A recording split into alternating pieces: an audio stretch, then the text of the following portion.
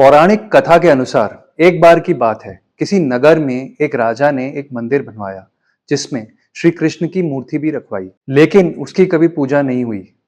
पूजा करने के लिए मंदिर में एक पुजारी को रखा गया। पुजारी नियमित कन्हैया जी को नहलाता और बड़ी श्रद्धा से उनकी पूजा अर्चना करता।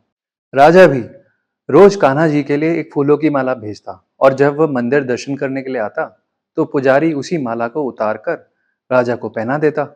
ऐसा करते करते पुजारी की भी उम्र बीत चुकी थी। एक दिन राजा नहीं आ सका तो उसने एक सेवक के हाथ मंदिर में माला पहुंचवा दी और कहलवा दिया कि आज वह मंदिर नहीं आएगा, इसलिए पुजारी उसका इंतजार ना करे। इतना कहकर सेवक चला गया। पुजारी ने हमेशा की तरह कन्हैया जी को माला पहना दी। लेकिन जब शाम हुई तो पुजारी ये सोचने लगा कि ये माला उतारकर किसको पहनाई जाए। उसने सोचा, क्यों ना ये माला आज मैं ही पहन लूं। वैसे भी मेरी उम्र हो चली है, जीवन का कुछ पता नहीं कब क्या हो जाए। इतना सोचकर पुजारी ने माला उतारकर अपने गले में डाल ली। इतने में ही सेवक आ गया और उसने बोला कि राजा की सवारी मंदिर में पहुंचने वाली है। राजा की सवारी आने की बात जब पुजारी ने सुनी तो वह डर गया। उसने सोच लिया कि अगर राजा ने उसे देख लिया तो वह तो उसे आज मरवा ही डालेंगे। जैसे ही राजा अंदर आया तो हमेशा की तरह पुजारी ने अपने गले से उतारकर माला कन्हैया जी को पहना दी। लेकिन माला पर लगा सफेद बाल देखकर राजा समझ गए कि यह माला आज पुजारी ने पहनी है। बस फिर क्या था, राजा क्रोधित हो गए और उन्होंने पुजारी से पूछा कि माला पर यह सफेद बाल कहां से आया।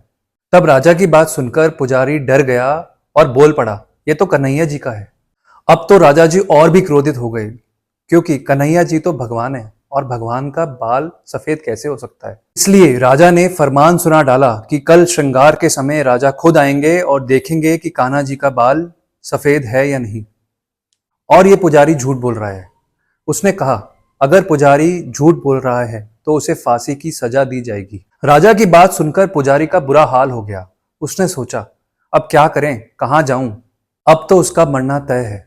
तब रोते रोते वह भगवान की शरण में पहुंचे और उनसे कहा, हे केशव, मुझसे झूठ बोलने का अपराध तो हुआ है, लेकिन हो सके तो मुझे क्षमा करें और राजा से मेरी रक्षा करें।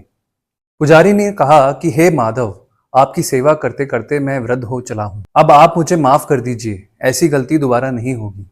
यही कहते कहते पुजारी जी की न जाने कब आग लग गई और आग तब खुली जब सुबह हो चुकी थी। उधर सुबह होते ही राजा भी आ गया और कहने लगा, आज कान्हा जी का श्रृंगार वह खुद करेगा। ऐसा कहकर जैसे ही राजा ने कान्हा जी का मुकुट उतारा तो देखा कि कान्हा जी के तो सारे बाल ही सफेद हैं। लेकिन उसको फिर भी यकीन नहीं हुआ। उसे लगा कि सजा के डर से पुजारी ने खुद ही भगवान के सारे बाल सफेद रंग दिए हैं। राजा ने सोचा कि क्यों ना कन्हैया जी का एक बाल तोड़कर देखा जाए। इसके बाद राजा ने कन्हैया जी का एक बाल तोड़ लिया। लेकिन जैसे ही एक बाल तोड़ा, कन्हैया जी के सर से खून की धारा बहने लगी। ये देखकर राजा भगवान के चरणों में गिरकर माफी मांगने लगा। तभी श्री कृष्ण की मूर्ति से आवाज आई, हे राजन, तुमने सदैव मुझे मूर्ति ही समझा, इसलिए आज से मैं तुम्हारे लिए मूर्ति मात्र ही रहूंगा।